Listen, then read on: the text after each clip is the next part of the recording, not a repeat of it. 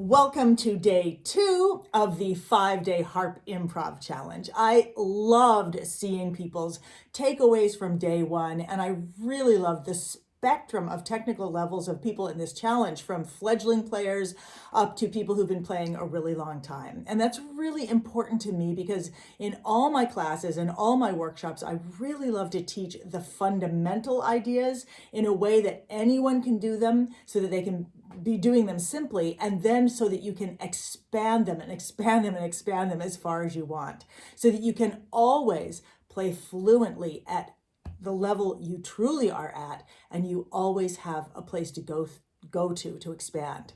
So yesterday, you grounded the power progression, which is 2, 5, 1, 6, 2, 5, 1. We got a mnemonic. We said, don't get caught anywhere. Don't get caught, for the DGCA.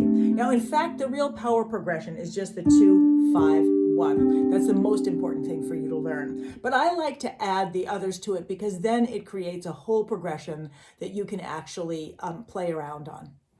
And have it's like its own little improvisation. So we got that, and then we expanded it up until it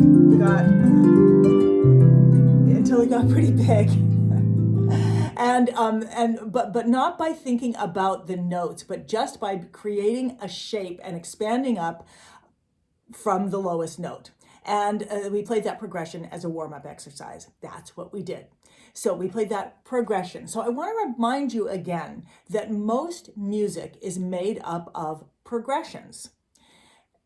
I mean, there's melody and stuff too, but there's always a progression in there, a harmonic progression. And jazz influenced music. So when people say I'm improvising, they usually mean that they are doing something, playing a melody, playing a bass line, playing accompaniment, something that reinforces that progression, but also plays off of it. So yesterday you were anchoring that progression, but you were also playing a little bit with it. So having a progression and playing off of that progression is at the heart of the kind of improvisation that we're learning, and that I do a lot in the school. If you've ever seen jazz musicians playing together and you've wondered, how did one person know what the other one's doing? It's because they're following a progression. So in a jazz tune, the progression might be 32 bars long or 64 bars long, and we've made a progression that really is just 4 bars long. Don't get caught anywhere. Don't get caught. That's our progression. So today, and you can call it in numbers, 2, 5, 1, 6, 2, 5, 1. And when you call it in numbers, it's easier actually to move it around to different keys, but we're not going to worry about that. Today, we're going to talk about roles, musical roles, because when you have roles, you can have interaction. So there are 3 musical roles: bass, accompaniment, and melody. And whenever I say that, people are like, well, what about rhythm? And rhythm actually lives in all the roles. And you can play anything we do today. You can play it with rhythm if you want, but we're not going to worry about that. We're just going to focus on the progression and differentiating it into roles. The harp is a fabulous instrument for doing that, because the harp is got this geography. It's got the bass is the lowest third is where you play the bass, the middle third is where you play accompaniment, and the top third is where you play melody. Now, that's not perfect, but that's generally how it is, and there's some overlap.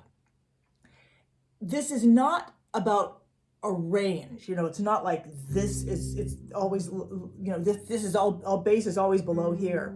It's not about a range, it's about a role. So if your harp is this big, this is the lower third, this is the middle third, this is the upper third. But if your harp is only this big from here down to there, this is the lower third, this is the middle third, this is the upper third. And if your harp is only this big, the bass is going to be here, You're going to have to leap up here, and you're going to have to accompaniment. You might have to leave some notes out, and you do a melody up here. So like that. But the point is that you can have these three roles, whether you have a huge instrument or whether you have, a small instrument. It doesn't matter.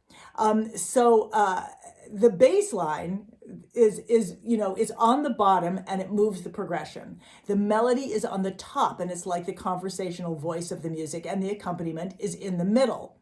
And it's kind of like the atmosphere. Now, of course, we can be creative and we can decide, well, I'm going to put my melody down in the bass. I mean, you can do that. But generally, these are the roles and how they work.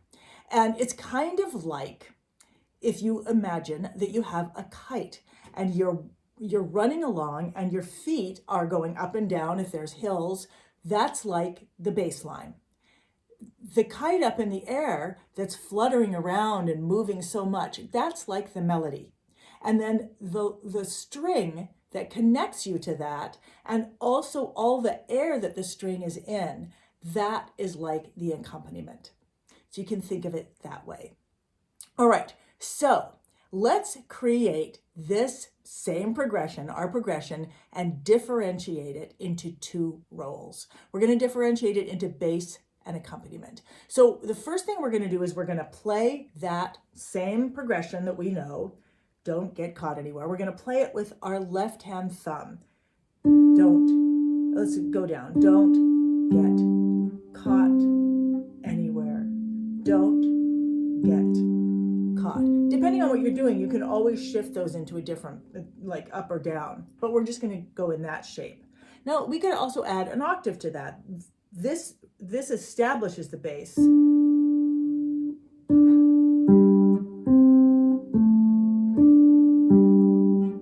when we play it with our thumb, it kind of sounds like a bass.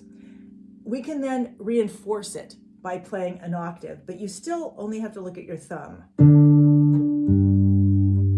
And you let your fourth finger fall into place below it. It may not fall into place immediately, but eventually it will start to fall into place. So that's cool. And now, however, you can start expanding that. And remember, you only have to look at your left thumb. You can expand down to an octave from that, and we are going to then expand up from this. We're going to trigger the right hand off of that thumb. So first we're going to expand it up to a third. So we're always expanding in thirds. We're just going to skip a note. So when we play D, we're going to play F. When we play G, we play B. C, we play E. A. So we're just adding a third above it. We're expanding it. And we can do that at the end. Great. So let's expand it another third. So we're going to do D, and then we're going to skip one and then skip another. So it's going to go D, F, A, G, B, D. It's always the same shape. It's triggering off that left-hand thumb. You're looking at your left-hand thumb.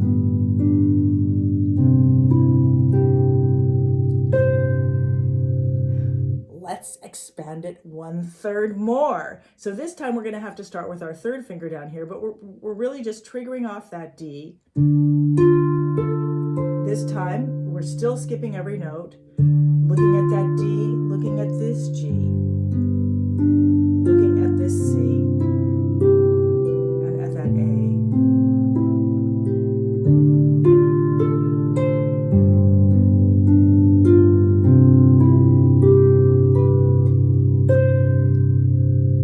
Let's do it one more. So we have one more finger. So we're going to do that. We're going to put our fourth finger now on the F and thirds all the way up. And this is what we'll end up doing.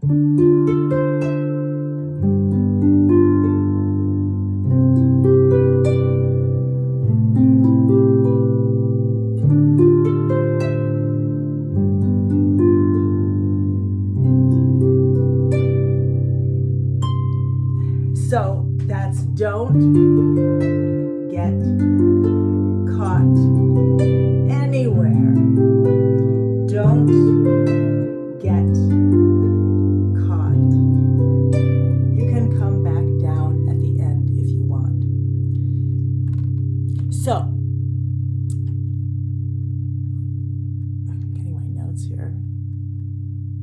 So you don't have to know what those chords are. You don't have to know whether they're major or minor. You don't have to know whether you're playing sevenths or ninths. All you're doing is looking at that thumb, your left-hand thumb, and you're building up from there.